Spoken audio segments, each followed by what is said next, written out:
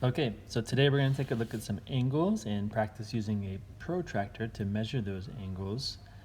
So here you have two angles. We have A is this angle here, and B is this smaller one here. And I would start by just noticing which one is obtuse and which one is acute. So A is obtuse and B is acute. And now what is the precise measure of these angles? So A, you can see here, if you go, it's going to be obtuse. So we're looking on the outside now, 110, 140, 150, and it looks like it's right on the mark for 155 degrees. And B, coming the other way, would be, let's see here,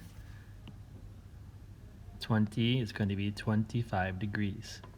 And we know that's acute, so it's going to be the one that's less than 90 on the measurements here. Now, that is all we have for these.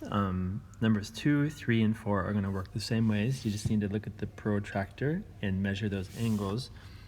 And then 5 is going to ask you to go back and add each pair of angle measures. So for example, for number 1, if we went back to that one, I would add those together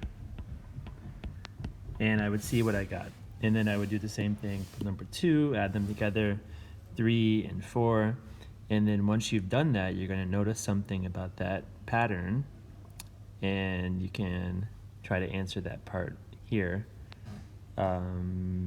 for that last part, number 5. So that's it, just a quick one, and thank you.